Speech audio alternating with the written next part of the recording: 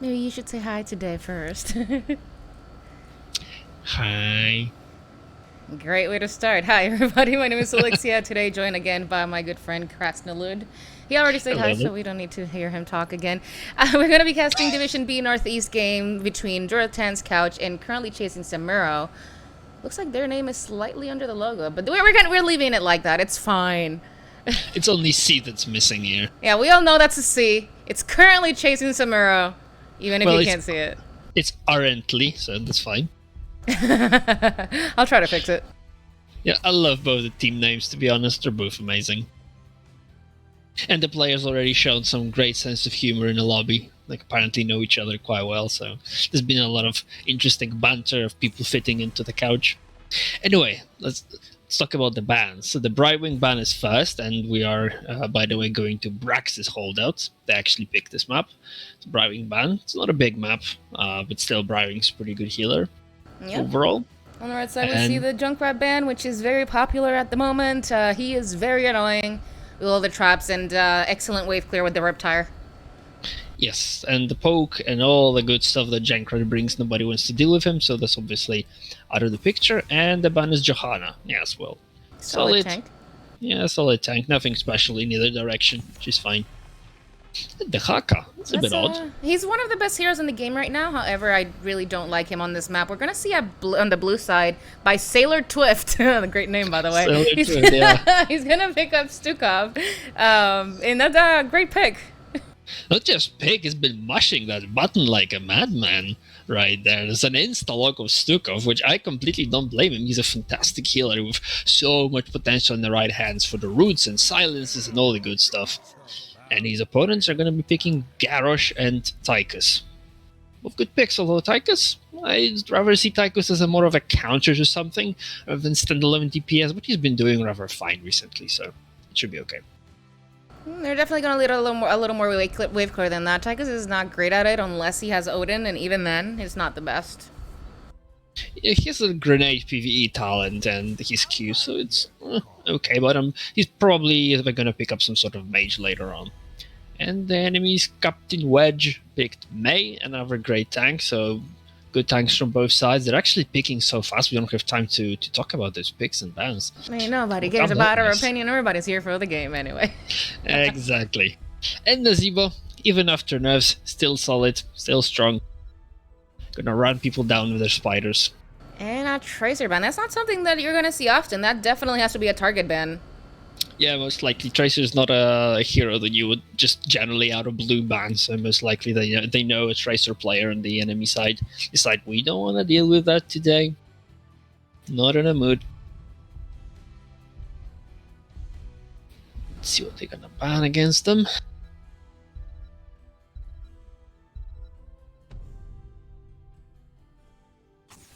Samuro, what a surprise. They're banning Samuro from Samuro team. Well, they're not gonna be chasing Samuro, that's for sure this game. Nope. They're going to be doing nothing because he's not there. Yes, no Samuro this game. Hopefully they're gonna be able to sit on a couch at least. Oh, Samuro is sitting on a couch at the moment, so. Oh, Morales, wow. Morales Strassadar. If there is a map to pick Morales outside of Juice Pirates, that is Braxis. So we have Morales. And why is that? Why is that? I'm not entirely sure. It's just the running gag of Morales is Soldier and Braxis. I guess it's just simply the fact that she has very strong single target healing there. But to be honest, I'm not sure. And we're not sure. We're not sure, but he's going. And Falstad Leo. Leo's definitely a strong pick on this map. He has a really good wave clear. He has good engage with Entomb. He's just a great hero. Yeah, he's a great hero, but I'm not sure his potential for 1v1. He's solid into certain heroes, but not an overall fantastic 1v1, especially early game. Wow. You had to pause there. I heard that. Yeah, because I didn't expect Vikings on Braxis. It's gonna be a single lane Vikings. That's gonna be very fun to watch, to be honest. I'm excited to see the top lane matchup there already. I think you should definitely expect some memery from somebody named currently chasing Samuro. Yeah, most likely. And Also, the blue team has a global potential, so the Vikings will be having a lot of fun top lane there with Falstad ganks. We see great portrait synergy. Right there. What's this portrait anyway? Not sure. Kind of looks like a wolf or a lion, or I don't know. It's Looks like a definitely not a skull. couch. Not a couch, but it might be actually something related to orcs, to Durotan. This skull there, blue eyes. Anyway, I have no idea. Don't ask me. But I honestly, even though it might seem like a little memey to have Vikings on this map, I think it has a lot of potential to maybe like even backdoor some wells and do something stupid and obnoxious. when recent Viking reorg happened, which was a while ago, the single lane Vikings were actually a thing, and a lot of people, especially in EU, played it with all Vikings in one lane. Blizzard added a lot of talents that really activate when you have Vikings close to each other, so there was a very strong choice. It kind of died out after a while, but it's still possible. All right, so let's just go ahead and quickly introduce these teams. We are going to see Sailor Twift playing, what is this hero, Stukov. And then we're going to see Captain Wedge on May, Goliath on Falstad. I forgot this guy's name, Nazeebo, being played by a fish. And then on the top lane, we have Wildcard playing Leoric. Yes, and their opponents, we have, oh my god, BME Duho playing Lost Vikings, Ellixya playing Garrosh, Cordona on Tassadar, I carry for fun on Morales, and Asmochat, brilliant name, playing Tychus and not Asmodon. Yeah, I feel a little deceived. Mr. Chad is Yes. actually playing the chattest of the heroes, which is Tychus. He truly is a Chat, that's for sure. So that fits. And there are Frogos in there. Not the spiders, but frogs. I'd say it's pretty good on this map, considering there's a lot of zoning here required. Definitely. I'm not sure if, in my opinion, is the best choice, considering they only have a single front line, so they might not be hitting toads that easily. They're going to see a throw on Falstad, but he's not going to die. Tychus, though, he's looking like he's in trouble. Yes, but here comes Morales with that solid single target healing, but the lockdown with combination of Stuck of Silence and May Blizzard was fantastic with follow-up damage. Just wait till Foster gets a little bit more stacks and that Tychus would have died, but of course Morales single target healing is brilliant. Meanwhile, top lane Vikings are occupying the globe generator. Yep. Say goodbye to globes, Leoric, you'll never get them. Yep, I saw one of the little Vikings just camping on the top globe thingy. Yes, but Falstad is rotating, trying to even the odds. It's currently 3-1, and now it's 3-2, and he's trying to apply some pressure to Vikings and grab the top point. But Sailor Twift, meanwhile, in the bot lane, is in a lot of trouble. He's being cornered by the wall and goes down. So the red team utilized the fact that the blue team was one man down and grabbed the kill. Very well played. Apparently, the portrait is the belt of Durotan, according to chat. That would make a lot of sense since the name is Durotan's couch. So I thought of something related to orcs. Yeah, looks like Tychus has rotated to the top lane to give Leo a hard time. I'm not sure, does Leo actually need the help against Vikings? Well, I would definitely go for the different level 1, but he should be okay. Meanwhile, the bot lane Garrosh is being seriously body blocked and damaged. But May gets in trouble, gets queued by Garrosh, and unfortunately Tychus drops her down. She's gonna have a really hard time against that percentage damage from Tychus, so... Meanwhile, top lane, well, Leoric is brawling all the Vikings peacefully. Yeah, looks like Birdman Falstad is going to rotate top lane to give my boy Leo here some assistance. All the Vikings are kind of low, so they're going to have to back up for a second. If they come back, there's just going to be free XP for the side of the couch, man. Yes, but so does Leoric. He also has to back, and now Falstad is sitting top, which red team utilizes yet again. They're really paying attention to the map. They bought their mini-map DLC, and they pushed and took down the one tower, which is already a big victory. Yeah, we're gonna see Nazeebo hearthing here. The red sides, they're all looking fairly healthy. They all have all their mana. They're gonna see a throw on the May, but Garrosh is gonna get silenced, so he's not gonna be able to follow up, and she's gonna walk away. Yeah, the Stuck of Silences are absolutely fantastic for locking down any potential engages from Garrosh. No throw if you're silenced, and you can't even pop Unstoppable there. And the red team is very aggressively diving right under the fort, but meanwhile one of the Vikings went down top. Yeah, the fact that the blue team's having to use so many resources to go top is really costing them. We see that the bottom lane here, we've already lost the wall, and they're a little over half a level of XP ahead.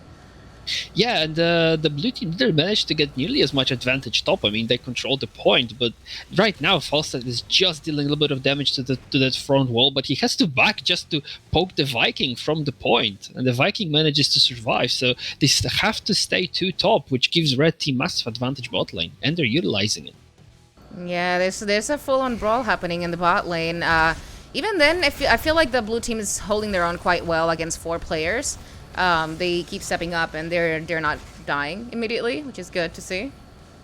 Yeah, it's still a bit rough though. Solo frontline May is definitely struggling against the Tychus, but there is throw on Stukov and a lot of damage. Camp is actually hitting him, so is Tychus. Great wall from Cassadar, and Stukov goes down, so Falstad actually had to rotate back here trying to help out his team.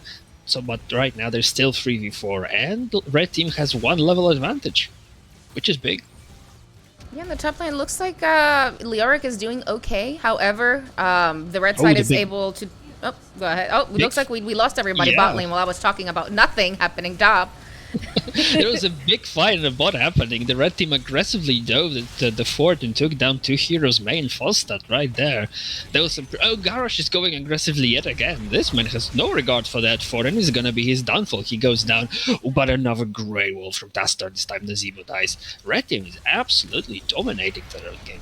It's gonna be worth though, because they're gonna take a structure for 1 death with a low death timer, so that's definitely a win in my book.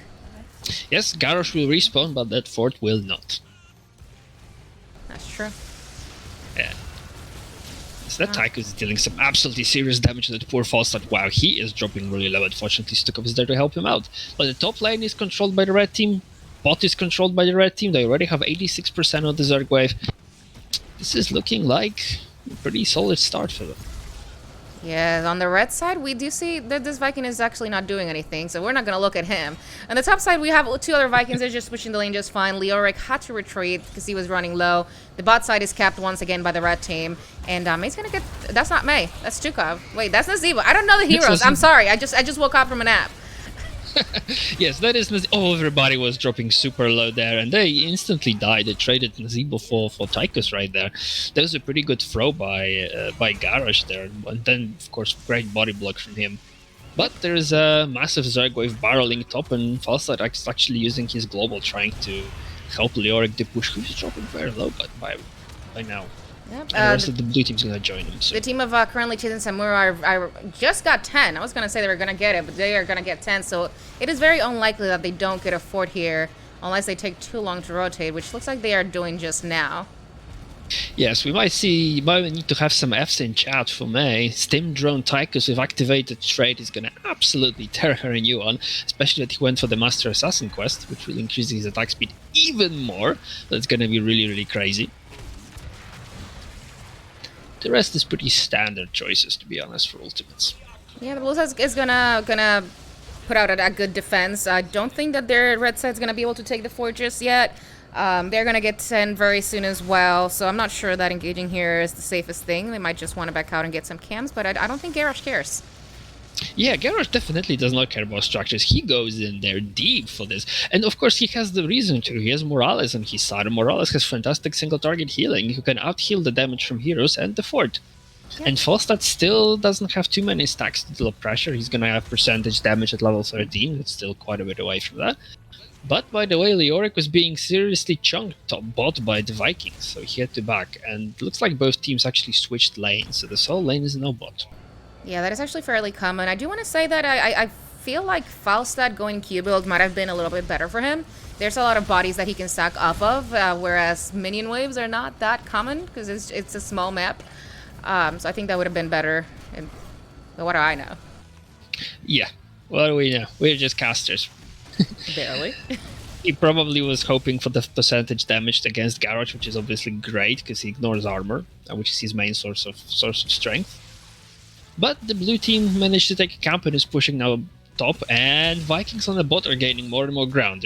They will soon be looking at the core at this rate.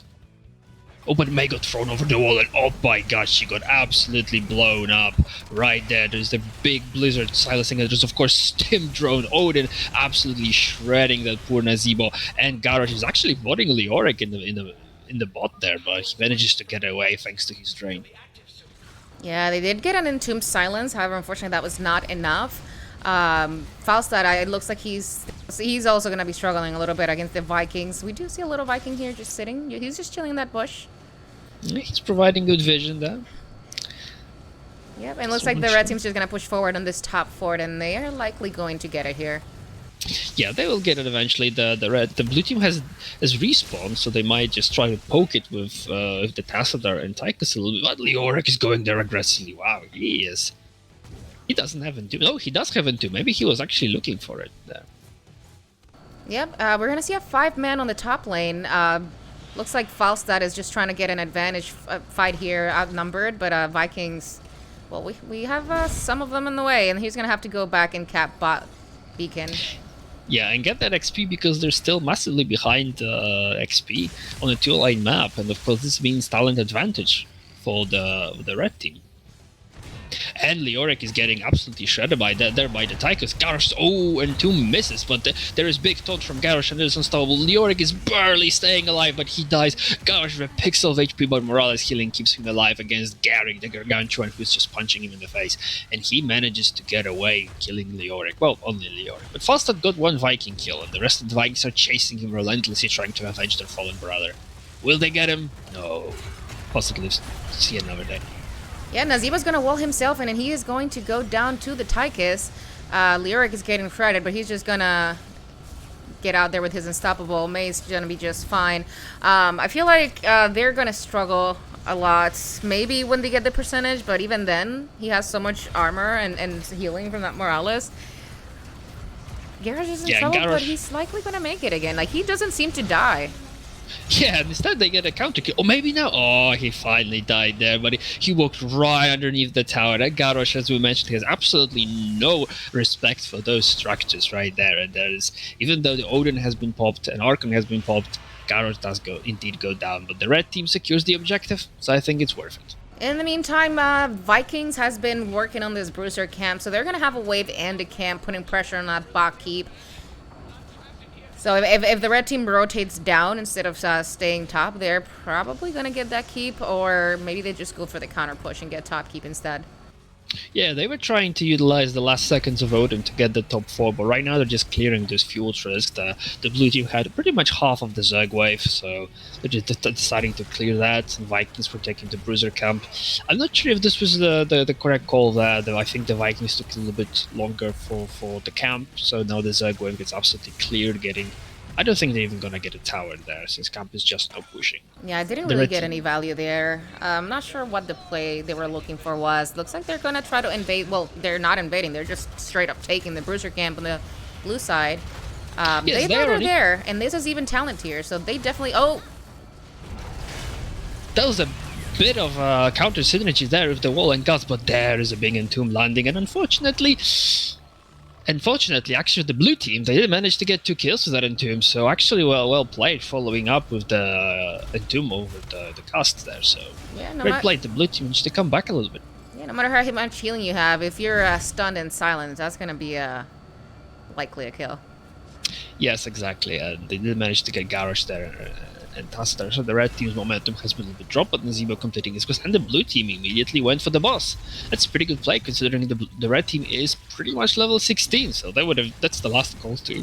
Yeah, with 2 players down, it's probably the safest time that they're going to be able to take it, and they should definitely push with this boss, try to get a structure here.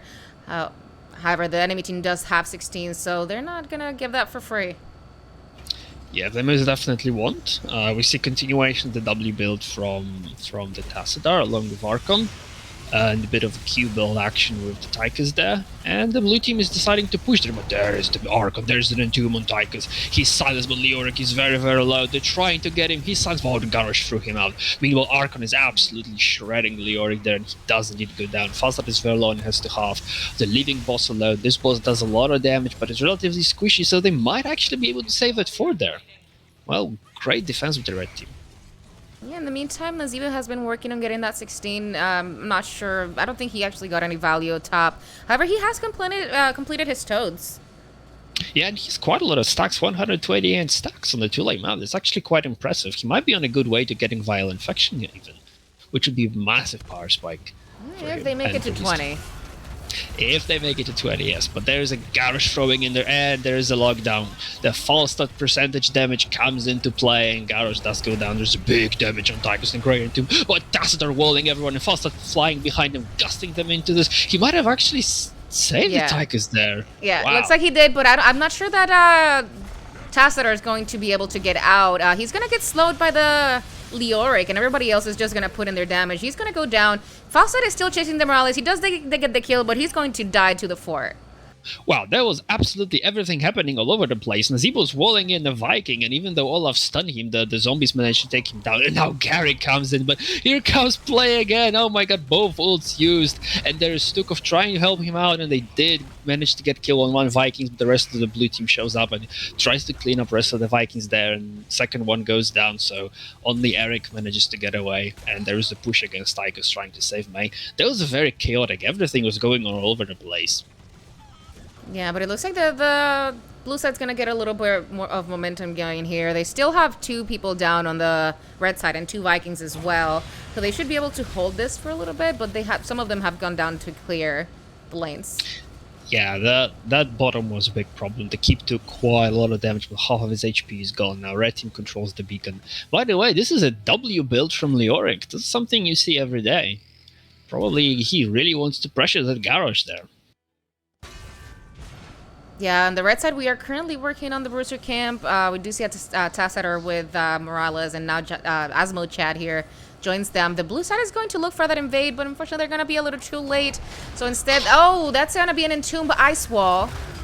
Really big combo there, but there is a taunt onto May, and of course, oh, there is a huge silence from Stukov and a big wall. My god, the blue team is on a roll here, and now they're getting a Viking kill as well. Leoric is chasing the Tychus, but he's gonna get away. Nazeebo with very little HP. My goodness, the blue team starts to pop off at this point. Yeah. They're really scaling is real.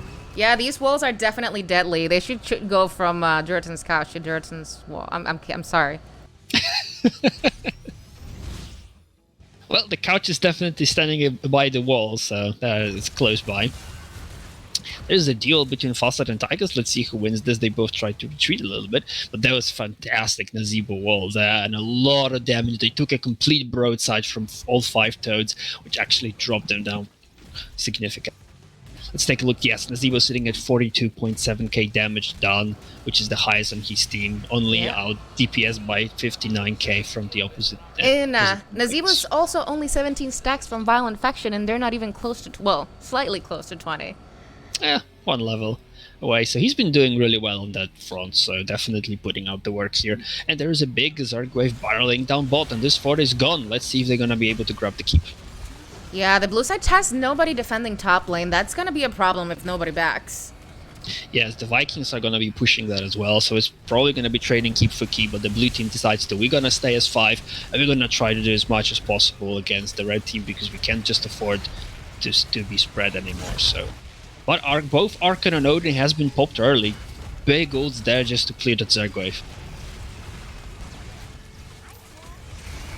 That's going to see an Ice Wall on one of the Vikings. Unfortunately, it does not connect to anybody else. And Tomb also misses. And the blue team is probably going to back down. They're going to lose that top keep as well, which I don't think was necessary. Yeah, they traded keep for keep. I think they were hoping for a little bit more. I think they were trying to utilize the Ice Wall and Entomb, trying and Gust, maybe trying to secure some kills maybe there. Maybe looking to end or maybe grab top or something. Just create some advantage there. But Nazeebo stay quite far behind. The red team is on the chase there. Garrosh fortunately get dismounted, but there is Stim droned Eric. My god, go little Viking, kill them all. That's pretty But funny. Gust is oh wow, and the faster dice to Tassadar's W there. Yeah, and that's not. Oh, never mind. For some reason, I thought that the objective was about to spawn because that one guy was talking, but I think it just ended. Yeah, it just ended, so just the Zerg wave has been cleared, and they traded keep for keep. So they're quite even with the red team. See, okay, we have now numbers advantage. We are gonna go in for that boss, and the Leoric gets taunted, thrown in. Oh, but he manages to land silence into one Garrosh, but unfortunately he does go down, and there's a big damage from Tassadar going onto the blue team. Yeah, unfortunately, he does not have enough damage to finish off anyone on the red side, so they're just gonna go ahead and take that boss. Yes, it was just Leoric that was lost, so he's gonna be come back early, but that's still someone died, so that's not ideal. And there it is, Vial Infection completed. Those Toad broadsides are now going to be absolutely devastating, as they weren't already. Is it gonna be enough to bring the victory to the blue side, though? Well, we'll see. Both teams have a chance to take it at this point. Blue team, even though they've been getting a little bit crushed early on, now definitely came back there. Oh, watch out, mate. There is a Garrosh right there. But Garrosh yet to use Unstoppable, so that's a pretty big win. But we have big red button and actually wall upgrade. We don't have a big Archon, we have wall upgrade from Tassadar, so this wall's going to be happening, but there's big red button. The keep is going to go down for sure. Chat is saying that boss ends. I'm not sure that it does. The blue side, unless they end. Yes, that it is. Stim droned Odin against taunted May, and the May stands with, oh my god, what a big wall. Gust saving them in the last second. There's this pushing, probably to wait out the Odin there, but there is Archon and there is Nuke, and Leoric goes down again, and the core is dropping significantly. There is big damage going on. It looks like it's going to be GG. Yeah, the only way the red team ends here is if they get kills and they got it done. Look at that boss; he is so low. Otherwise, Yeah. they would have definitely defended if they didn't die there. They had Odin and Archon both on the core, and both deal absolutely insane amount of damage. I feel like with the skills they got, even without a boss, they would have been able to end. So quite decisive early game from the red team. They got a little bit of a hiccup in the middle. Blue team did came back, which is obviously great from our perspective, more exciting games. But they managed to take some of the kills later and won the game. Solid one. With Tychus sitting at 88.5k damage total, so it's the highest in the game. And from the blue team, we have Nazeebo with 75k. He did complete the Vial Infection, but fortunately, that was not enough. Yeah, very back and forth game. As you said, the red side did stutter a little bit in the middle, but they managed to bring it back. Very solid game, in my opinion. Yes, indeed. We saw some single lane Viking action, which proved to be incredibly powerful, and they did soak almost 22k XP, so even managed to do it in practice. So well played. Yeah, I'm just looking here at these talents. Everything looks fairly standard from what I can see. Apart from the W build Leoric, which is definitely it's an absolute tank killer, right? It's something that makes tanks want to uninstall the game, but it's not something you typically see. Yeah, I see that Morales didn't go the shield grenade. I guess they didn't need it, but I was half expecting it. I think that's at 13 if I recall correctly. Don't really know Morales' talents that well, but I know that she has a shield. But she went for the damage reduction, probably just against that false that Nazeebo. So it's still a good pick there. Alright, looks like we are gonna be going to Infernal Shrines next. Oh, I love this map. It's a great map. Yeah, and I like how teams are not wasting any time. They're just, well, let's just go. Dude, my team always bans this map. And I like playing this map. Yeah, same. But then again, everyone likes it. It's the most played map by Delaney in Heroes Lunch in every season. So it appears this was a map pick from Durotan's couch. So that means that Samuro is going to have a first pick. Let's see if they're going to pick Samuro. Or is it going to get banned? It might get banned. We might see another Vikings map, considering this is a little bit bigger. They have a little bit more free roam everywhere. Yeah, it's not the ideal Vikings map, since the potential of interacting with the objective is not too great. It's fine. We'll see. Definitely, the Vikings with solid performance there. So this is also a good Leoric map, by the way. Every Just map, saying. well, maybe. Is there any map that is actually not a good Leoric map? I mean, I would be very picking him on small maps like Braxis or maps where you have to win a lane, like in Dragonshire, depending against whom, of course, because Leoric can be super strong against certain heroes. I feel like Leoric is fine on any map. Yeah, he's not he's just generally a decent hero, so he works fine on every. Just of course, as every hero has his stronger points or weaker points, but yeah, someone in chat points out it's also a very good Sonya map, since Sonya can just very efficiently solo clear the shrine. So can Leoric, by the way. 5-second cooldown on Q with Just, new Neil peasants. Just like Leoric, though, I feel like Sonya is not bad on any map. Yep. She's up. I mean, Sonya's just her job is just to kill enemies. So as long as there are enemies, Sonya's doing well. Yeah, right. So, Looks like everybody's here. We're waiting on these readies. Mm-hmm.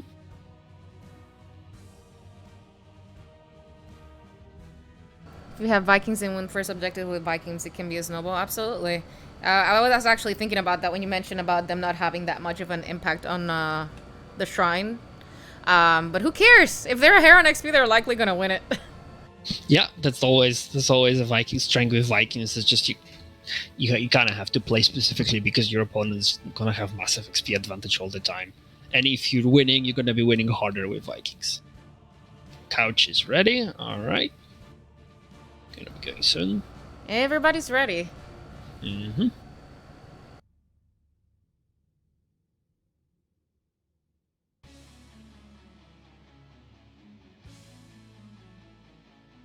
All right. So here, generally, do you want to prioritize good wave clear? Yeah, good camp good clear. shrine There's clear. a lot of macro on this map. There's a lot of camps to be taking. Of course, anything that can hit all of as many minions as possible in the shrine is gonna be good here. Asmodan, Asmochat, I'm waiting for it. Oh yeah, this is definitely great Asmo map. He can just keep stealing those minions from your opponents. And there is an ace on Junkrat ban. Well, they definitely don't want to deal with Junkrat. There's a lot of point control fights, and guess who's good on point control fights? Well, Junkrat. Guess who's good at poking from afar and stealing the minions? Well, you guessed it, Junkrat. They don't want to deal with this. And another You know Junkrat. who else does that? Asmodan. Yes, I want to see the Asmo there.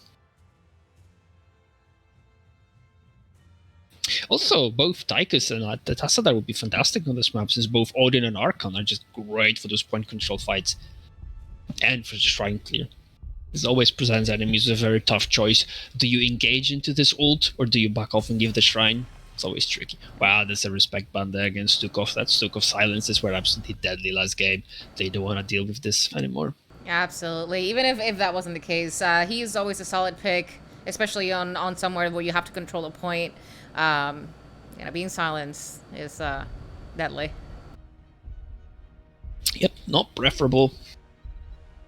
There's a lot of both teams are clumping up Stukov. It just gets massive value. Let's see what the last part's gonna be. Garrosh. They don't want to see that again. I don't want to see it again. I'm not even playing. I want to see it again. I enjoyed it. I'm just watching. So I enjoyed the game. The Garrosh was definitely great last game, so they then have a respect ban there.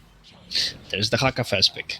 Great hero there. Yep, great pick. The red side is likely going to be looking to do a lot of invades, since they do have that pretty much perma 4v5 with the Haka pick. Yeah, the global from the Haka is great, and of course his potential for wave clear is also fantastic, especially if he gets a level 13 with the W.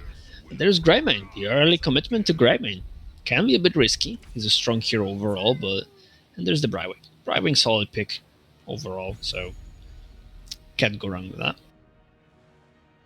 Greymane does get a big benefit because he can keep his W indefinitely during shrine fights, because he always has a minion to shoot at. So that's definitely a great... Oh, another Tychus. We have a great Tychus player there. Asmochat is apparently not an Asmodan player, but a Tychus player. Yeah, I feel lied to, and we're gonna see an Anubarak on the red side as well, which, if you didn't know, is one of my favorite tanks at the moment. I had no idea.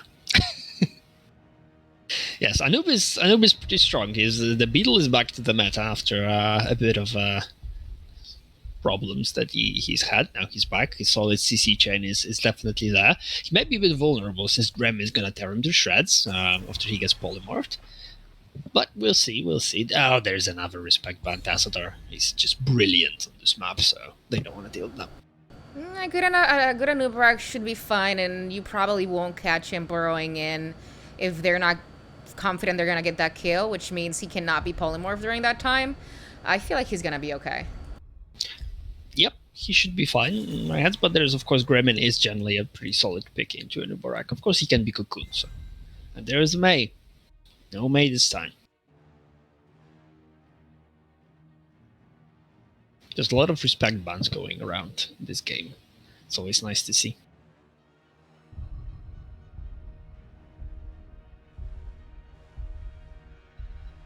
Alright, looks like the blue team's is really thinking about this one. And we're gonna see Imperia's ETC. Oh wow. That's a serious blow of potential and engage from the blue side. ETC has fallen a little bit out of the meta. He's quite squishy there. He might suffer a lot against Tychus. But of course, ETC does have a big potential, although the red team already has some solid interrupts against Moshpit. Yeah, every single hero has one at the moment. Dahaka, not early, but eventually he can get the tongue length talent, and he can also cancel that. And then Anduin, there's another cancel. But right now we're seeing a lot of stage dive instead of a mosh pit, which is value. So I'm wondering if we're going to see an off-lane ETC main tank Imperius instead. That would be a throwback to the past. I'm not sure. Imperius got his wave clear buffed by a lot, but it's only at level 7, so there's no way he's gonna match the Haka's wave clear there. There's Sylvanas to stop the draft out. There's definitely a lot of dive potential. I'm curious to see if what you said is gonna happen there. I still think it's gonna be ETC main tank, but we'll see. Definitely a lot of potential for some great combos from blue side. Yeah, quite likely we are going to see the ETC main tank. However, it's always nice to have that flexibility to switch it around if things aren't working out. Yeah, definitely. Always having a global is fantastic, and they have a potential for 2, so to match to the Haka.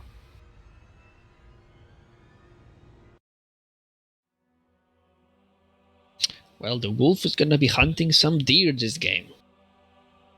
It shall be interesting. Isn't that usually how it goes? Well, sometimes the deer hunts the wolf. You never know. We'll see.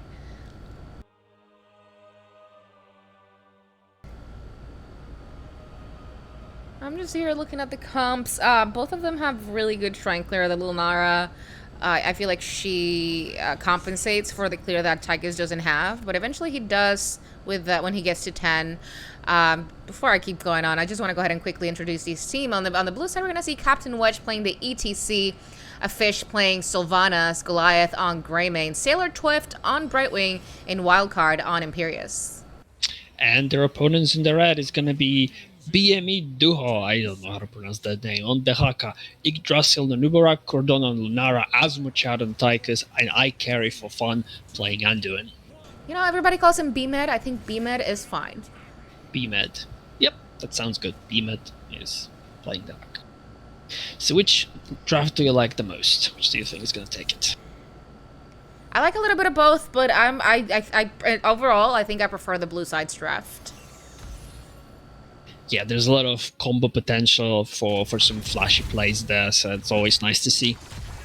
Yeah, and if they get an objective with that Sylvanas push, they can probably guarantee a fort from the get-go. Oh, we see the globe, actually the essence quest for region from the Haka, not the race car build and not the W. Yeah, it's a bit old school, but it's pretty good. So far, Imperius is building Q, and Brightwing is per usual. The Z build so far. I'm likely going to go into the critical mist build later on, but Z at 1 is too good to not take. Yeah, which he immediately had to use against ETC. Blue team was being a little bit aggressive there, and ETC had to get away. The Tycho's damage is real. Have to respect that. Yeah, blue side is immediately going to move to the siege camp. Red side is looking at it. They are going to start it a little later, so that does give prio to the blue side. There's a wisp. I'm not sure that they realize that is there. Well, they do just now, and they're shooting it, but the red team now has vision, and the blue team is not looking to invade. Probably smart to be a little bit safe. Both teams committed early to the camp, so that's pretty good. Yeah. Apart from that, they do have numbers down, so I wonder if the blue team's just going to try to rip this bot camp here. yeah, they're both looking at it, and the blue team is committing, and there are pings going on. The red team is rotating, so there's gonna be some rolling around it going on. The Haka has potentially burrow and turn it into their advantage, so that's really risky from the blue team. And driving Z is already used. Yep, the blue side is going to secure that camp, and they're going to walk away without any kills. Yep, that EDC dropped extremely low, and they got some counter damage onto Lunara. The Haka did not choose to burrow there. Probably he decided it's just not worth it. Early camp.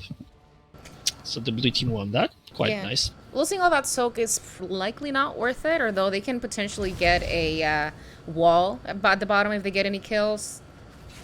Yeah, it looks like Lunara is just clearing it. Clearing it just fine. Doesn't seem like it's gonna do a whole lot, so probably they weren't really afraid about it. ETC is gonna start this Brewster camp on the blue side. Red side is still not moving to it, so if they do it, it's gonna be a little bit late, or maybe they just don't do it at all. Yeah, probably won't. I don't think they have the time, especially the shrine is activating in 10 seconds. Yeah, at this point, I don't think they do. They should have already positioned themselves around it, but they're maybe looking at ETC mid there. But he's playing it safe. And the red team is already starting. There is some zoning from the Nubarak, starting the ETC crash square. There is a big Tychus damage, and ETC has to burn down. I think there was a cleanse used just there, so that's already a big cooldown burned. Not that big. The magic spit will reduce it by 6 seconds, and the overall cooldown of the trait has been reduced by 15. So it's not that big of a deal. She can get it back in like 9 auto attacks. Okay. The Haka burrows in, and there is Imperious Q already, but he's being interrupted. Oh, but he is in a lot of trouble if Rising Z does not connect in time. And Imperious showed up and immediately died. Unfortunate. And the red... Oh, the both teams actually are dead even on the shrine, but the red team now is going to take advantage with the Imperious kill. Yeah, at this point, blue side should just be rotating to get that, so Grayman is going to be doing just that. So Imperious is just likely going to go straight top since mid's already been taken. So this is going to be a Frozen Punisher, which is technically the weakest one if you leave it alone, but if it's push one, it's probably the best one since it turns down all the structure damage. Yes, and it just shoots his beams onto the empty lane, so great job, Mr. Punisher.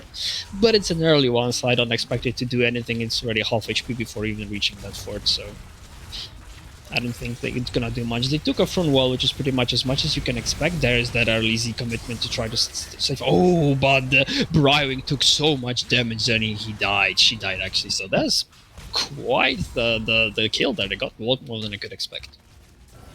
Yeah, still a solid defense from the blue side.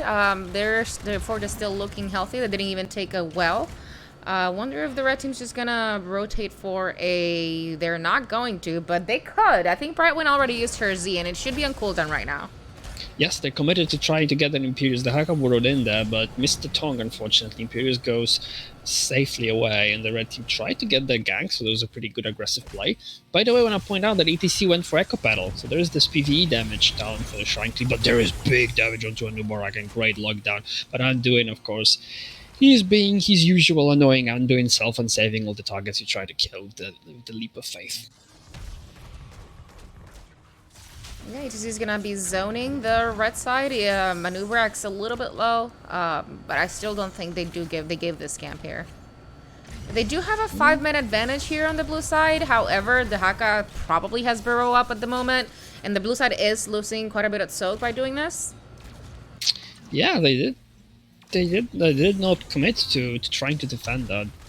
although the XP is very much even, they're just relying on the Haka soaking there, and they can still defend. Well, Sylvanas is empowering that push, but the red team is committing there. The Haka even rotated mid, trying to get that potential defense, so that was well played, but they have double camp pushing in. Yeah, they do get a tower. Unfortunately, they're not going to get much more than that. Blue side's probably going to move towards bot camp, potentially. We do see that the red team's going to be rotating, so they're not going to give it for free either. Yeah, they just got level 10, so they might look to contest. There's the Wisps camp, but they're not very eager to invade. Now they're slowly moving in. There's a bit late there, and there's, of course, big slide onto the Nubarak was fantastic live on lighting on multiple people. There's the silence, the wailing arrow onto the Lunar, but Nubarak is taking so much damage. Oh, and he does go down. I think there was a bit of a misclick from end to end. I think he tried to pull the Anub there, but he pulled Lunara, so Anub does go down. There was a lot of damage there, and all the ults were pretty much used on the other side. So. Yeah, and just looking here at the ults, we do see the stage dive being picked up. Brightwing is actually going to go Emerald Wind just to get that disengage. Silence from Sylvanas, go for the throat from Greymane, and the kidnap from Imperius. Yeah, it's always interesting to see the kidnap. Works quite well with the blow up engage combo they have. By the way, there was a quite nice brawl where the Haka almost killed Imperius Top. He was very close to dying there. Managed to get away, now has to half back, so there was pretty good engagement there. But there is Stormwood Vine actually, so no leap. And there's the Emerald Wind actually pushing Nubarak back, and there's a big power slide damage, and Greymane just goes right for the kill. He didn't even need to go for the throw, so that's what I was talking about in the draft. Like, Greymane damage against Anub, especially if he gets isolated, is absolutely insane. And now the red team is without a tank for the beginning of this objective, and they have to defend the camp, so this is pretty rough. Both globals, by the way, are bots. Yep, I was gonna say, we are gonna have a global noodle fight down here. Oh, there's the Haka is bringing the Brightwing quite low there. Yeah, if he had landed that tongue, Brightwing would have definitely gone down there. It's gonna be alright though. Blue side is getting closer to 13, but we do have even numbers now, and they both can rotate whenever. Yes, the red team now trying to look for the engage, but the blue team already has 35 skulls, so they're gonna be grabbing that. Wrath of Avengers unfortunately misses. They're taking a lot of damage, and Bravik has already used Z, but Sylvanas goes down from the poison. There's the live on Nubarak, lands on just Imperius. There's Cocoon on Brightwing, but Nubarak goes in and is dropped immediately super low, but an Imperius is going down. My god, the Lunara slash Titan's damage is just insane. So the red team manages to lose the objective, but gets 2 kills, so that's an easy defense from them. Yeah, I mean, they might have, the blue side might have won the objective, but the red side definitely got more value. Look at that bottom fort. That's all Dahaka, or mostly Dahaka. Yeah, that's just a lot of damage dealt there, and they got 2 kills, so far the game has been pretty even. The XP is dead even as well, so we don't have the additional damage W from the Haka, but he does have the armor reduction, so that's gonna make it even easier for him to kill the opponents there, especially that poor ETC if he's gonna go. Yeah, the red team is hovering that siege camp on the right side. Blue team definitely knows that this is not, they don't have the numbers here, so they probably should be backing out. Maybe go get bottom instead, since the red side is busy there with the siege, and looks like they're gonna do just that. Yep, the red team is going their bot. The Tychus is actually grabbing the mid side, but ETC is getting a little bit of a trouble, but he will be just fine. There's Lunara just poking him a little bit. There's the poison damage, but Brightwing passive healing should be just enough to overheal that. Yeah, Imperius is already rotated to clear that mid camp. I actually thought the blue side camp was still there, but it's already been gone. But it is still, Imperius is still close enough that they can do a 5v5 just fine without having to worry too much about the global and the Haka. Yeah, there's that ETC summoning in the bush, creating, waiting potentially for the power slide, providing vision there, but the red team's like, no, we know you're there, buddy. We're gonna poke you with the grenades and thorns so you don't feel too safe. There's the Z used on Imperius. I'm not exactly sure why he was rather full HP. Yeah, and it looks like Brightwing is actually full Z build. She doesn't need no AoE heal. Who needs it when you can just heal someone to full from half of the map away? Well, the other one kind of does that later on too, and just to the entire team. Yep. But I guess with the damage that the red side has, Lunara Tychus, the burst is not that... yeah, at least the multi-target burst is not that much of a concern. Yeah, they have mostly single target damage. Lunara can do a little bit of AoE with her poke, but it's not nothing crazy there. And the red team looks looking to get that fort, and finally they do. The blue team is... Oh, Yeah, there's we're gonna the see a stage dive on Anduin, and this should be a kill. If he survives, I will be shocked. I am shocked. Yeah. Yes, Color, you shocked. He definitely gets away. There was this Greymane chilling there on a cocoon. Well, that was a pretty big commitment there from ETC. Oh, that's going to be a missed isolation. We do see the Anub'arak engaging on the right when she's going to go down and turn instead of the Anduin. That damn Anduin that saves everybody and saves himself. Yeah, he just casually walks away from that, but that was a very good reaction from him. When Anduin saw that stage that being used, he immediately light bombed himself, which stunned ETC right away. That was a great cocoon onto the Greymane, and both of these very quick reaction will saved his life. Not right away. He did get killed before he did it. I just wanted to say. They're going to be looking at their Bruiser camp. Does not look like they're actually going to do it, though. Meanwhile, the blue side is actually taking theirs out, and that's going to be pushing during objective. They should have time to contest. Brightwing is global, so she can be there whenever they need her. They need to be careful. Sylvanas, don't face check that. Sylvanas is going to face check that. Fortunately, there's a Bribing Z going in. Anub'arak kind of missed his engagement. There is the leap used, and Anub'arak is alone in the back of the blue team, and unfortunately, he does go down. There's the Wrath missing, but the Haka is in a bit of a trouble himself. He has to use his essence. Maybe he will gonna get away. Oh, he got the drag against the Greymane, but there's no one to follow up. ETC's dropping low from that DPS poison. The Haka has to back out and tap. So far, the blue team is kind of winning this with Anub dying. Yeah, it looks like this is probably going to be an objective on the side of the blue team. Unless somehow one of them feeds a kill to the red side.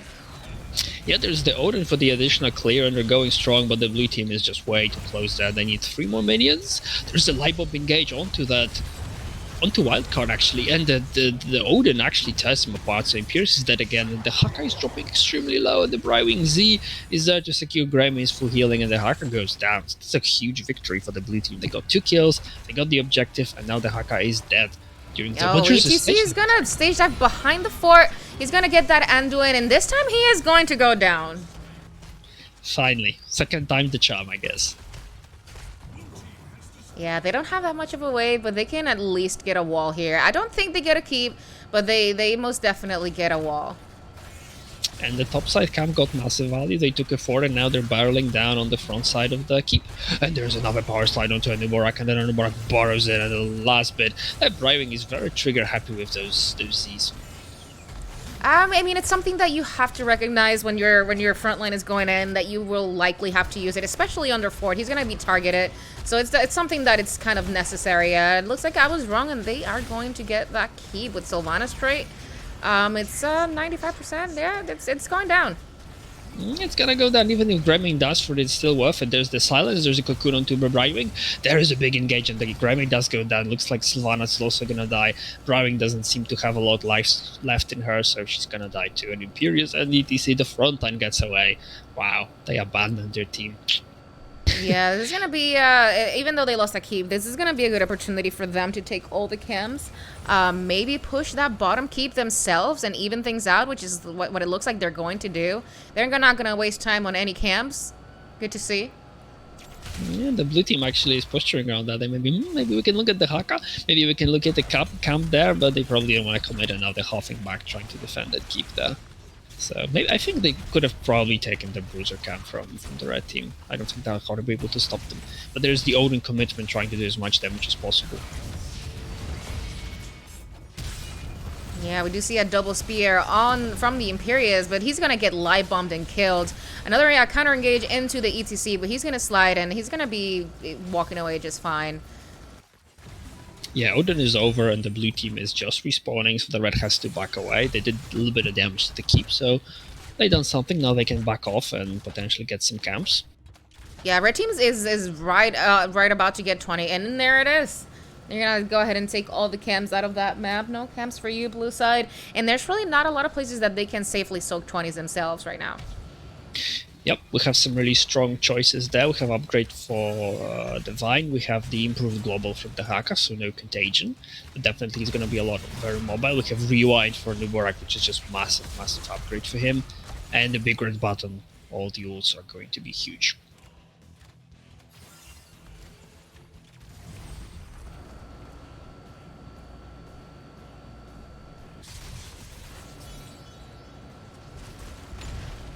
It looks like the blue team is, I'm not sure that they're going to be able to defend this mid fort here.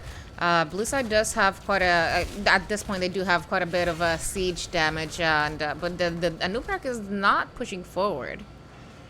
Yeah, even though they have level 20 advantage, they're being very passive. The ETC is clearing bot, having stage dive there, so this allows them for the opportunity to be anywhere on the map where his team needs him.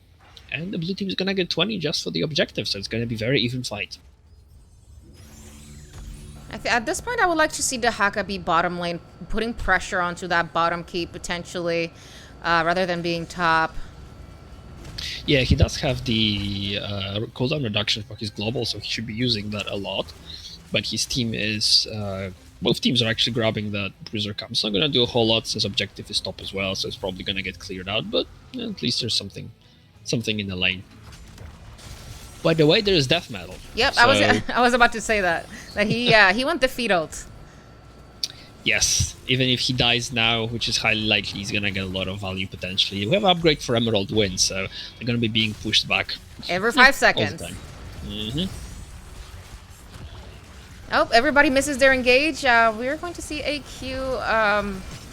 I forgot from who. It does not matter. We have an Entomb on the back line here, but not a lot's gonna happen from it. The Haka's getting fairly low, but he's gonna survive, and instead ETC is gonna die, but he gets a 4-man mosh.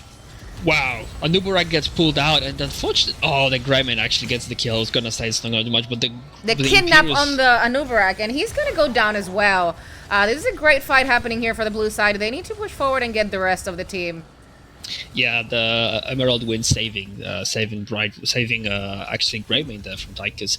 The Imperius got massive amounts of value from his level 20 upgrade to ult. He used ult twice during that team fight, which was absolutely huge. Yeah. And he goes in again. And we are seeing 4 catapults on the bot lane. Red team needs to back out. This is going to start doing core damage in a second. Yeah, the blue team is looking 5 catapults. Yes, 5 catapults. Or the shield is dropping, but I think they're going to be able to clear it just fine. But that means easy objective for the blue team. In the meantime, Anduin is soaking mid. Well, a lot of action someone here. Has to. Yes, someone has to. Absolutely. Blue team is just going to... Red team, actually, is just going to go ahead and take the camps off the map, have some pressure going while the Punisher pushes top. They are most definitely going to get keep here. If they got a bot, now that they have 20, they're most definitely going to get that. That's potentially even a push for a victory. If they get a bunch of kills, they can even end here. Yeah, they definitely need some kills. With Greymane Sylvanas that have solid core damage. I mean, I would know. That's actually what we run every game is Greymane Sylvanas. So you're an expert, more well, better I don't than play me. either of them, but they're on my team. And the keep just melts instantly. Yeah, it didn't last anything. And we're going to see John Cena here going on the Anubrak, and he is going to go down on the backline. We do see Dahaka very low. He is also going to fall. And this Lunara, hopefully, I mean, she should... No, she just hops away. That's going to be almost a free clear on the quote. She definitely goes down to the John Cena. ETC is going to get rooted, but he is not going down just yet. Looks like the core is falling rapidly, and it's going to be a win for Durotan's Couch. Wow, we're gonna have 3 games here today, lads. Some really solid victory from the blue team there. They definitely came back from the game 1. They showed some teeth there, but now they actually fully realized their potential. Said, now this is our chance. They had a pretty solid engaged draft, and they had some really, really strong burst blow-ups onto especially the poor Anubarak, who died 5 times, by the way, the most deaths in the game. Definitely wasn't having a great time against so much damage potential from the blue side. Yeah, we're seeing a trend here. It's like whoever picks the map wins the map. We'll see if it's gonna hold true to game 3. By the way, Tyke is still topping the damage meter, 76,000 damage from him. And the next on the list is actually Lunaro is 65. So Tyke's bumping out some serious damage, but this is interesting that I want to point out is that if you look at the damage numbers, it's Tychus and Lunaro dealing so much damage from the red side, and then Sylvanas is next with 48, so she's really far behind, and the blue team won, even though their damage numbers are very low compared to the red team. Yep, I did want to say, of whenever you get flamed next, we're having low damage numbers, just show them this. Because it really Mhm. does not matter. Yes, especially Lunara fake damage. Well, fake damage from the poison clearly shows that it's damage focus that matters most. Quite interesting that Anubra committed here to the full burrow build.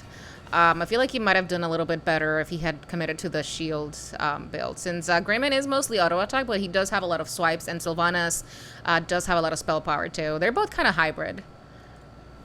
I'm not sure if I would call Greyman hybrid. His Q is mostly the AoE kind of wave clear or mobility. He's almost entire damage comes from his auto attacks. But Sylvanas, yeah, she does have a lot of spell damage with his Q and W, her Q and W.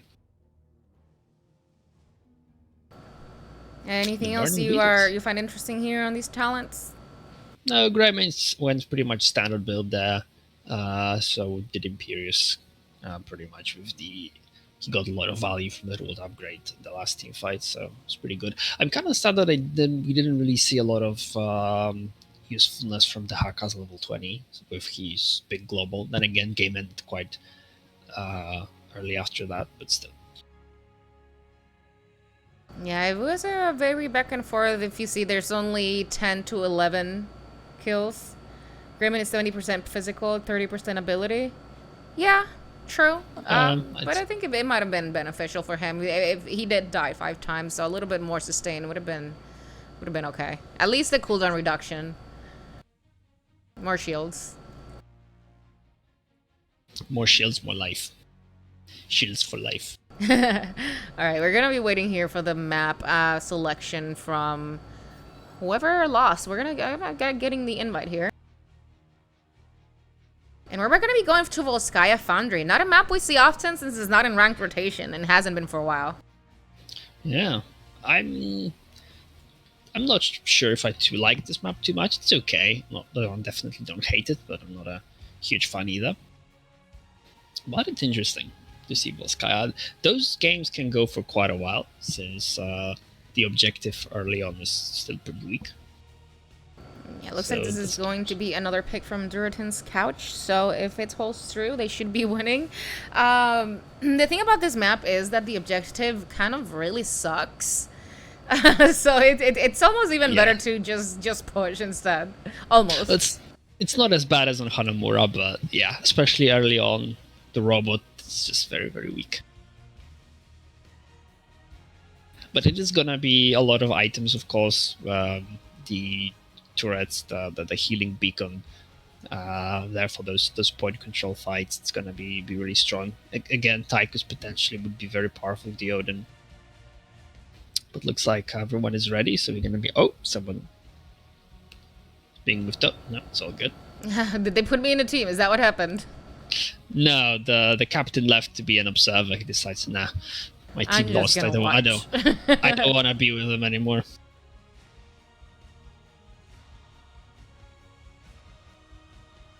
Yeah, looks like we're good. Should be seeing the game starting very shortly. Wanted to give Crown and Boomer Reflexes gifted. I always like when teams are having a bit of banter in chat. It's always nice to see. I couldn't even type. Oh, never mind. It's because it's starting. Yes. We're going to see first pick here on the right side. I wonder if they're finally going to see the Samuro. Yeah, this could be potentially a pretty solid Samuro game. Samuro map. I'd love to see that. Yeah, I feel like they can definitely get away by just avoiding the enemy team, quite honestly, on this map. I wonder if Asmochat is going to commit to the third Tychus game. Listen, if I don't see an Asmodad game, I'm just deleting the VOD. Yeah. I'm kidding. Yeah.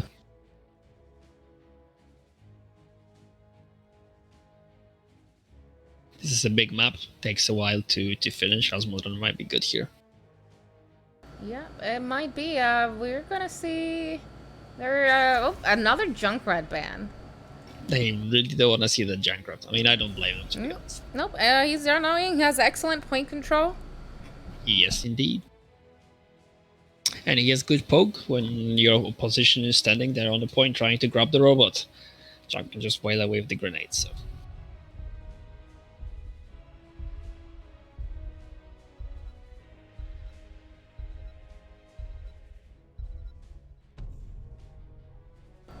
All right, and another Garrosh ban on the blue side. They definitely don't want to deal with that again. Yeah, it's always scary when you have to be in a specific spot and there is Garrosh there because you want to be as far away from him as possible, but at the same time you need to be on the point. So yeah, you don't want to deal with Garrosh, and he can't throw a minion in because there are no minions on the point. Wouldn't be surprised if we see another Stukov ban on the right side. Absolutely, Stukov is just but this time It's is Brightwing Brightwing. this time. It's like the guy on the I think it's Sailor Twift, the healer, right? Yeah. He can't play anything twice. I mean, he has a Stukov open this time, so. I'm not necessarily. The red side does have first pick, and Stukov is always a solid pick. Indeed it is. We shall see what they're going to pick instead. Indeed, I will commit to banning that Stukov.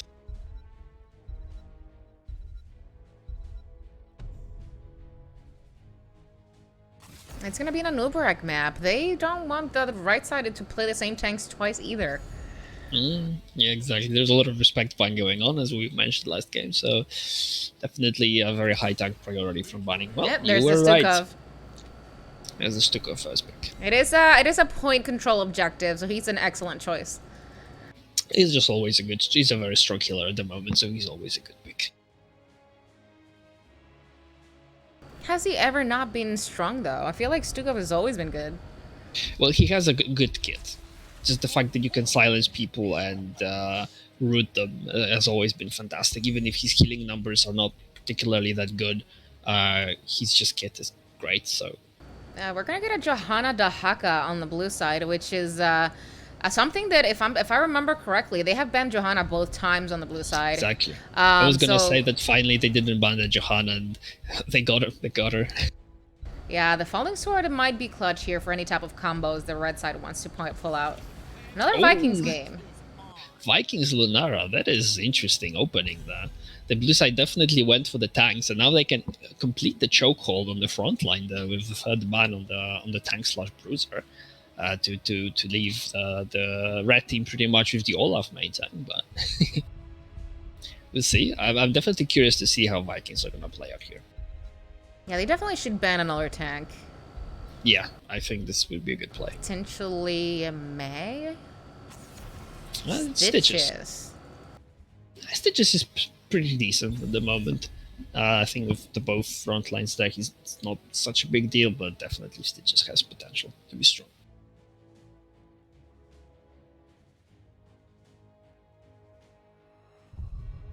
There's still plenty of frontliners left, but some of the strong ones have been banned or taken.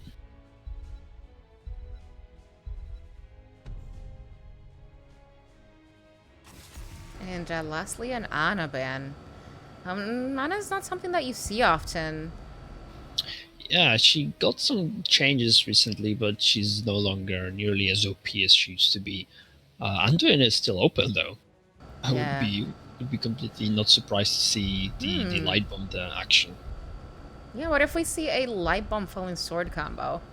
It's an that would be very goodie. spicy. I would love to see that. It's always fun to watch. Mephisto Tracer, that's who they were target banning before. Wow, that's the Tracer. I am a Tracer main myself, so I'm gonna be a little biased and vote for the blue team. Oh yeah, you're gonna be paying close attention to Tracer gameplay. I'm expecting some nice talent analysis there. Well, I mean, maybe. Maybe we'll see. So what's the Reds are gonna respond to this? How they gonna? Oh, it's David Linky this time. There's a Jimmy. We're definitely seeing a lot of siege damage coming from the red side. It looks like they might be looking to just play the map rather than potentially fighting each other. Well, I guess we'll find out once we see what Raynor picks on one. Yeah, I mean, Raynor's always a good solid pick versus Tracer, because the auto attacks kind of wreck her a little bit, and he has pretty good range. Yeah, there's the Anduin. Actually, both Mephisto and Tracer can work well with Light Bomb. Mephisto, if the Shade, can just go in and stun everybody whenever he wants, so it's a good combo. They sure can. I definitely want to see a Falling Sword Light Bomb combo into a Durance from Mephisto. And then M20, the AoE isolation. Yeah, although you don't need it, because I forgot the Mephisto's 20 does silence. Sorry, go ahead. Yeah, I was just gonna say that it's more practical to use probably the shade, but for the style points, you need to use falling sword. I mean, I think the shade has more style points. I've never seen that before. I think it's a bit easier to execute. Well, we'll see. Both work. Or you can just use simply Tracer just to go in. She's also going to be Bane of the Vikings, probably. Yeah, Ganking them all the time. absolutely. So let me just go ahead and quickly start by introducing these teams. I think again, Sailor Twift was healing, but now he's going into DPS with Mephisto. Goliath is going to be playing the Anduin. Wildcard is going to be playing the Dahaka, and on the base still AFK, Captain Wedge on Johanna, and a fish on Tracer. And their opponents in the red is going to be be Med on the Lost Vikings, Yggdrasil on ETC. There's some tactical 3-3 moment. Cordona on Raynor, Asmochad on Lunara, and I carry for fun playing Stukov. Oh, well. I'm not sure if this is true, but apparently someone has to poop. And he's an alcoholic. So we're just gonna look at the maps here and the really nice animation that I made. Yes, look at the pretty stars and everything. I wonder if they're actually pooping though. You never know when you need to. Sometimes it just hits you. Yeah, when you gotta go, I guess. Yep, it takes no prisoners. Looks like they are ready once again. Oh. It's like it was a very quick poop. He was not pooping. The story of grabbing a drink. I couldn't find my button, guys. I apologize for all the scene changes there. But I found it! It's all good. Right, there's additional blinds for Johanna there. Definitely doesn't want to deal with the Raynor Lunara combo. Yeah, Stukov does have that physical armor talent. That's gonna make Tracer have a bit of a hard time getting any kills. Yes, there is an ace in the hole for Raynor, just for the additional bit of damage against CC targets, and they have plenty. Lunara has flows, ETC has plenty of CC, Stukov has plenty of CC, even Vikings with the Olaf will have some CC, so obviously he's gonna get a lot of value from this. And there's the bribe for the Vikings, so they're going to be trying to steal those camps. But there's a gank on the Haka top, there's the burrow, but the face build doesn't connect. The Haka manages to get away with the E. But good attempt. They can absolutely play that kind of ganking styles as they have the Vikings. Yeah, but one does not simply gank the Haka though. Yeah, he's one of the hardest heroes to gank, but nice attempt. Blue side is going to be a little aggressive here, and they're going to try go for the turret camp. Interesting that they would not just leave the Haka top lane for that potential burrow opportunity. Yeah, instead it's Mephisto against the Vikings, but I guess they wanted some additional CC lockdown potential from him there, which he did land the tongue, but of course ETC still level 1 with tanky.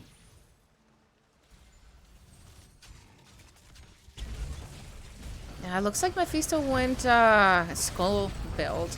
And red team is actually invading the blue side's turret camp. The Haka's going to burrow in, and this is going to be a 5v4, so this is not going to be a good thing for the red side. Looks like they might... Oh! If you didn't know, Raynor is technically a counter to Tracer, even though I beg to disagree. Well, he definitely can do a lot of damage to her, but he is now taking a lot of damage from Mephisto. Everyone dropped low, but no one died just yet, and the blue team took safely their turret. And both teams are hitting level 4. I like the red team. They know very well how to play Vikings. You have Vikings soaking each lane, whereas the foreman can just safely roam and gank wherever they want. So that's definitely the blue team started the healing camp. However, it's only the tank and the healer himself now with Mephisto joining. Don't think they're not gonna get this for free. The red team is rotating for it. Yeah, they took a lot of time, and the red team spotted with the Vikings, and the Haka's now in trouble. Red team manages to rotate on him. There's a power slide landing there. Big Johanna condemned. There's the Haka finding Stukov somewhere there to lick and grab from afar, but DTC is dropping extremely low, and he does go down. Raynor is low again. He's isolated, even though there's a big silence there. They drop him down, and Undoing steals the healing beacon. Yep, and the blue side is going to secure that healer camp and a bunch of kills. Looks like they both used their turrets. I don't see anybody holding it on the blue side. Who was holding it before? I don't remember. Yeah, all I see is a red turret standing there, alone in the wild. But it does not seem that the blue team has turret. They have the healing beacon, so... Yeah, I think they already used it. Blue side is gonna go ahead and work on that siege cam. Meanwhile, the red side is not even touching it just yet. It's kind of what happened the first time. Yeah, they also didn't grab their camp early on in the previous map. So yeah, the blue side is gonna secure that level 7 talent advantage, so they definitely want to go in. Dahaka's gonna miss the tongue, so ATC is gonna be fine. Looks like they're gonna go ahead and work on that camp now. They should be getting 7 in time to contest this. yeah, they're a little behind on XP actually, which is weird considering they have Vikings on their side, but. One of them is actually a lot of trouble and he's gonna go down, poor Eric, but there's a commitment cry to gank the Haka again. Let's see if he's gonna be able to get away. He's trying to pull some Uno reverse card on ETC, but takes a lot of damage in the process. One does not simply gank the Haka. It seems to be holding true. What else is true is that the blue team is secured and fortified themselves onto the objective and about to grab the robot. They do have 99%. ATC is going to step on it for just a second. However, he does need to step back on it again. He is going to take a lot of damage if he commits to taking this here. It is a 4v5 at the moment. All the Vikings are busy doing things in other lanes. So... Yeah, with the Vikings draft, you're kind of weak early on before you get level 10s, and the ETC is unfortunately paying the price for getting toned and dropping down, so blue team's going to grab the objective. Yeah, blue team definitely has to go back to their lanes. They are missing soak on every lane right now except mid. They maybe would have wanted to look at that turret cap that was open. Maybe just somebody to hit it so that they could take it. Get another one out there. Why not? Yeah, there's the standard play, which is you grab the objective and you prepare the lane in which next objective is going to spawn. In this case, a stop. You want to grab the well. It's exactly what you're doing. It's really nice to see that. Got the well, so unfortunately, so red team next time the objective spawns are going to be significantly weaker. Yeah, just by taking that, they're already going to be at an advantage here, just from taking that well.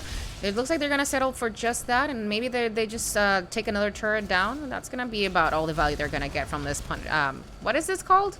Protector. Protector, yes. They actually got as much as you can out of the first one, so that's definitely really great value there. And they got level 10. They do have 10, so if they get an engage here, that's going to be a Durotan on Mephisto, but he was unfortunately silent, so he's not going to be able to follow up. Reiner, however, is going to go down to the Dahaka. Yeah, blue team got level 10s and they immediately picked them and immediately used pretty much all of them. Oh, there it is.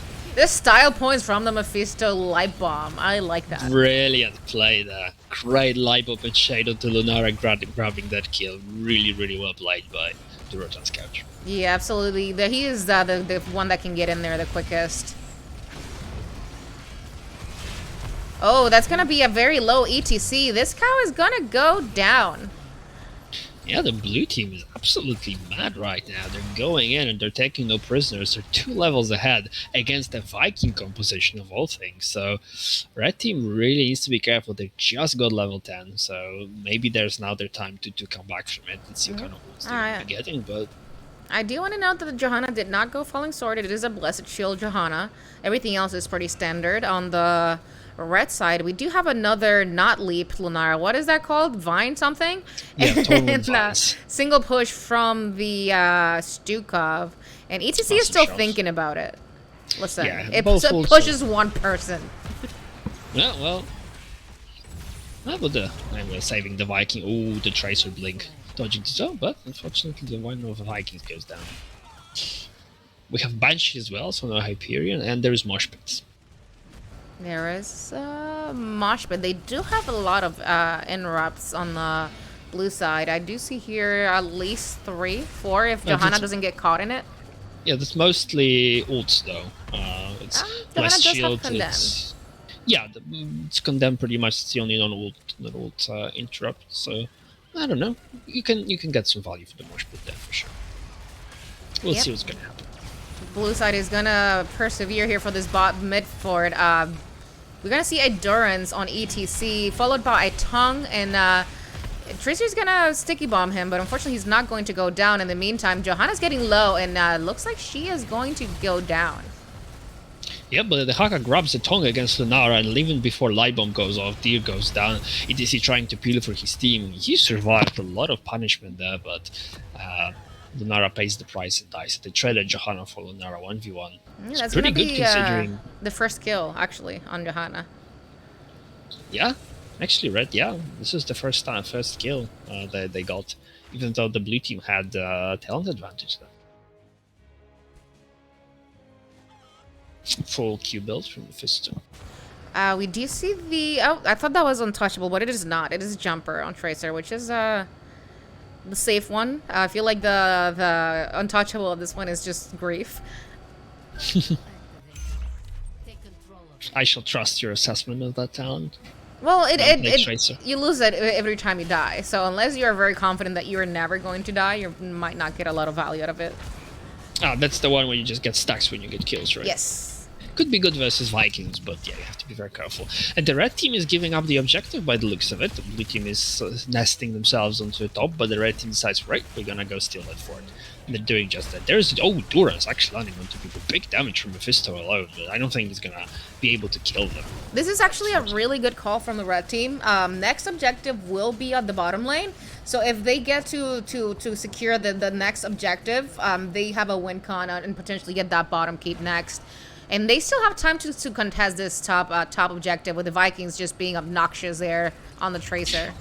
Yeah, really well played by Macro, having this insight, 2 steps ahead of their opponents, prepping already for the next objective and having those Vikings. Even if one of the Vikings dies, it's not really that big of a deal, and the red team can now be very aggressive.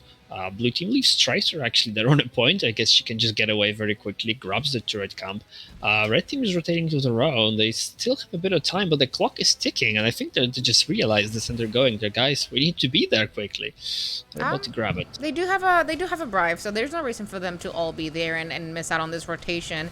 It is already a 5%. We're gonna see a Blizzard Shield from the Johanna to avoid the engage, and we're gonna see a Stukov blown up, and an ETC following shortly after.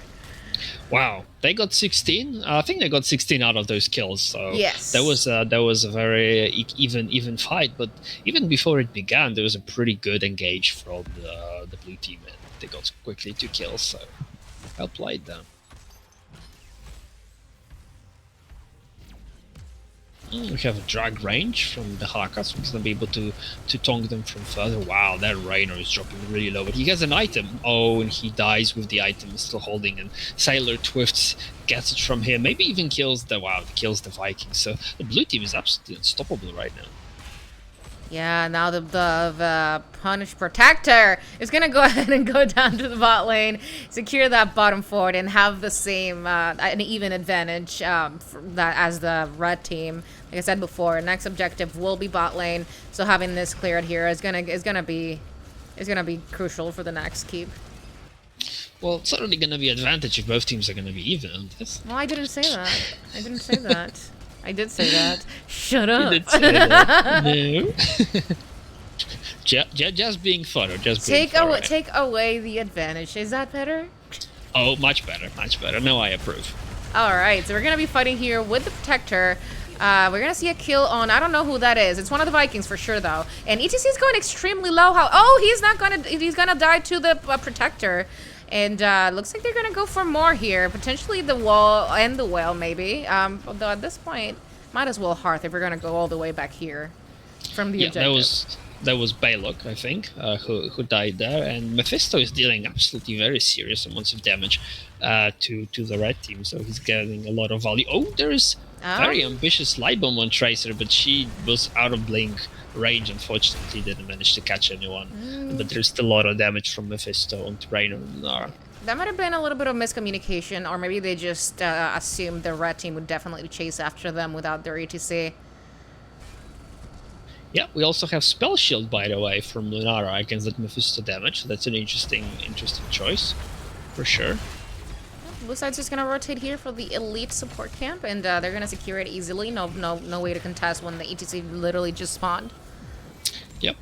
Red is grabbing their own turret. So playing it safe for now, having vision from the Banshee and the Viking, but the blue team is playing super aggressive. Wow, there's a long-range blast shield of 3 people. Tracer's going back onto Stukov, and there is Raynor desperately trying to stay alive, healing themselves in the pain and red, but he's low. That Viking is soaking actually the Durance of Hate, but the Johanna and Tracer are very low. The Haka grabbing Stukov and dragging him out. There is the light bomb shade, but unfortunately it misses. There is everyone is dropping low. Tracer in the back as well. The Haka is going in again, gets saved by the undoing of the pool. There's a healing beacon being dropped, but their blue team is actually moving out of it. And the red team is trying to chase that poor Mephisto, who I think is going to go down. Indeed, he does. That's actually pretty funny. They use the healing, and then nobody actually gets any heal from it. Yeah, they immediately walked out of it. Yeah, so we're just going to see the red team is going to go ahead and use the numbers advantage and take the turret camp from the blue side. Yeah, they're still 1 level behind, but there was a very important kill that they had. They not only didn't lose anyone, but they got 1 kill, so that's way of them to come back to the game, get some soak, get closer to 20, maybe get some even structural damage in. It looks like there's a 4-man commitment again. They're having Vikings on the map, just bribe the camp, actually, I think they did, and the red team is actually going in straight to the keep. Yep, this is a 4v4, so if the other 2 back, they might be able to get some kills here. Yeah, I would love to see actually Vikings harassing the middle Tracer in the Hawk-up, stopping them from backing, but Tracer managed to half. The red team is looking to get away since, actually disengaged since the red. They just get 20, and I do want to see what they pick. So we're going to see the upgraded Blessed Shield. Upgrades on the Light Bomb, the get stuff from Tracer and AoE, Contagion, whatever, and then Mimic. Yeah, so you don't see upgraded Durance. I think they said probably that's enough for the Haka, who, by the way, just dodged the slide and grabbed ZTC into the tower range, dealing a lot of damage. There is the Blessed Shield light move. Oh my god, that's brutal. And they're just gone. Like, we didn't even get a chance to see that fight. They were just dead. Wow. These guys are savages, and they definitely would just want to go ahead and run for a keep. Potentially end. They only have a Lunara defending. This is definitely keep, maybe some core damage, maybe end. If somebody ends here, this is game over. They have 3 dead. I mean, there's just Lunara and Vikings. I think the blue team definitely has to keep there. I don't know if they can end, but it was absolutely insane play. I'm gonna go back to this VOD at some point and just clip it. It was fantastic. 25 seconds. I think they can end, and I think they should try. That turret they definitely wanted to place that closer to the core and get some siege damage on that as well. Yeah, Vikings used play again there, trying to do as much defense possible. They're going against the Haka. Lunara very low, trying to do some damage from her poison. Both teams are on level 20 right now. There's 3 seconds spawning with the Balog died, and the blue team actually managed to kill all the Vikings and Lunara there. The rest of the red team spawned, but their friends are already dead, so I don't think they can defend it. There is a mosh pit, there is a 3-man mosh, and the core actually pushes them out of the mosh. Core OP! No. Oh, Core, why would you do this? Oh, and he pushes them again out of the death mosh. That's really funny. My god, getting griefed by your own core. Imagine. And the blue team wins. If this had been Warhead, we would be, singing a different tune. Yes, they would have been dying to those news, but that is actually so funny. Core twice pushing enemies out of the mosh. Oh. That was a really great game. Indeed it was. This is very dominant. After they lost that first game, they just dominated the last 2. The third one more than the second. The second was definitely back and forth, but this one, they just got destroyed. Yeah, Durotan's couch definitely played it very well. Some very solid. I honestly like their draft a little bit more.